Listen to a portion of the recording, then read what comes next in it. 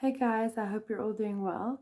So today I want to share a piece of scripture with you guys from Matthew 17, verse 20. So let's read it together. It says, "And he said to them, because of the littleness of your faith, for truly I say to you, if you have faith the size of a mustard seed, you will say to this mountain, 'Move from here to there,' and it will move, and nothing will be impossible to you."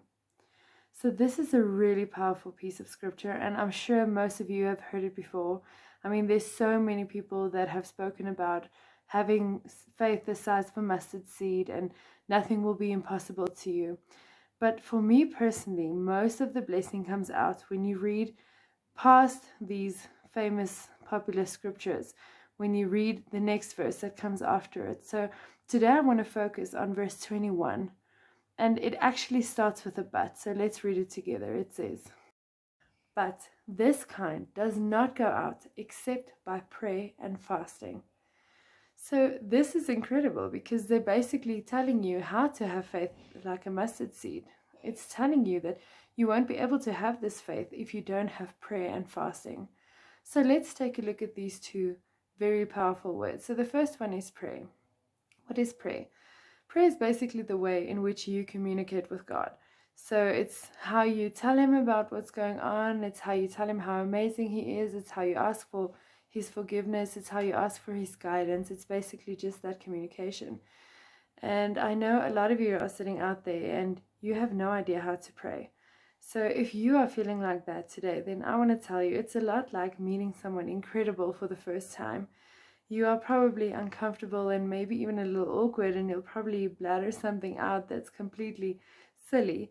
But if you break through the ice and if you say that silly thing and you communicate and you speak more often, then you get to a place where you get comfortable with that person and you start to open up your heart and you start to really build a relationship with that person. And it's exactly the same with prayer. The first time is probably going to feel uncomfortable and awkward, and you might not have any idea what to say. But if you break through that ice and you just start, and the more you pray and the more you open up your heart to God, the more comfortable you'll get to speak to Him. And you can get to a place where you can open up your heart completely and be completely vulnerable with God. And essentially, that's where He wants you to be. He wants you to have that relationship with Him. And yes, God is an all-knowing God. He knows exactly what's going on, but He still wants you to come speak to Him. He still wants you to have that relationship with Him. So essentially, this verse is telling us the first step to getting faith the size of a mustard seed is to having a healthy, ongoing relationship with God. So the next part is fasting. So if you don't know what fasting is basically giving up something of importance and then spending the time that you would have spent on your important thing with God. So spending that time in prayer and in Bible study. So the most common way of fasting is normally through food. So some people give up food completely and they only drink water. Some people give up food between 6 a.m. and 6 p.m. Some people only fast certain types of food. So for us, we mostly do the Daniel fast. So you can read all about that in the book of Daniel. And there's been a lot of research on that fast. So it's very easy to get the guidelines. But let's talk about the purpose of fasting for a little bit. So fasting is a very serious concept to God. So if you read in Isaiah 58, God is actually angry with the people because of the way that they are fasting. It's not acceptable to Him and he's very upset. But in verse 6, He gives us an explanation of what fasting is supposed to be doing for you. So let's read Isaiah 58 verse 6, and it says, "Is not this the kind of fasting I have chosen, to loose the chains of injustice and untie the cords of the yoke, to set the oppressed free and break every yoke? Is it not to share your food with the hungry, and to provide the poor wanderer with shelter? When you see the naked, to clothe them, and not to turn away from your own flesh and blood? Then your light will break forth like the dawn, and your healing will quickly appear. Then your righteousness will go before you, and the glory of the Lord will be your rear guard. Then you will call, and the Lord will answer. You will cry for help, and He will say, 'Here I am.'"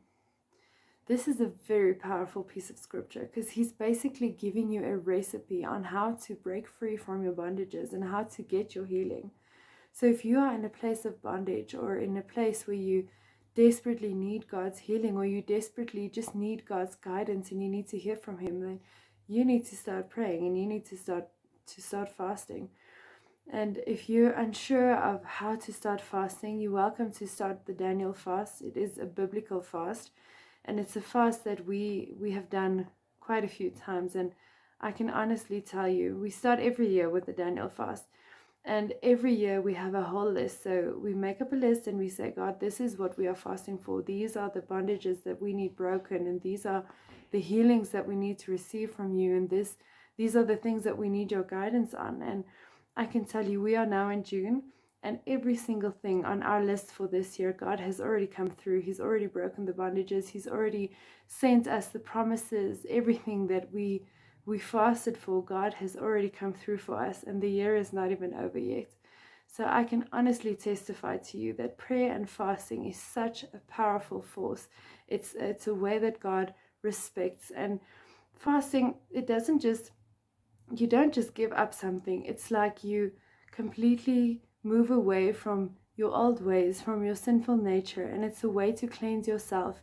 And not just yourself, but your spirit and your mind. You completely clean up everything and you spend that time with God.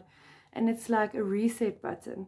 It completely resets your mindset and your daily routine and all of that. And you spend that time with God. And you're in such an amazing place to hear from him and to get through to him. And you giving him space to get through to you. So yeah, that's what I want to share with you today. So I do believe that there's a lot of people that are still stuck in bondage, and there's a lot of people that still need God desperately to come through for them in whatever way. And you might have read this verse that says, have faith the size of a mustard seed, and you're like, but God, how? How do I have that kind of faith to look my mountain in the eye and say, get up and move, get out of my way? But if you continue to read that verse, then God says, this is how you do it. You need to pray and you need to fast. And basically he's saying, you need to have a relationship with me because I'm the one that's going to strengthen you. Your relationship with me is the one that's going to get you to your place of breakthrough. I'm going to get you to your place of your healing. So my wish and my prayer for you for this week is that you get to a place where you can open up your heart to pray and to build that relationship with God. And if you need a desperate breakthrough, I want to challenge you to do a fast. You can do any fast that you feel comfortable with, but we're comfortable with the Daniel fast. We've tried it, we've tested it, it's biblical. So if you're really in that place where you need a breakthrough, fast and pray, because that's what the Bible tells you to do. It's not what we are making up. This is literally what God says. If you want that breakthrough, then this is how you get it. So my prayer for you is that you will get your breakthrough and that you will spend that time with God and that you will get to that place where he can show you all the desires of his heart for your life. Have a blessed week and stay safe.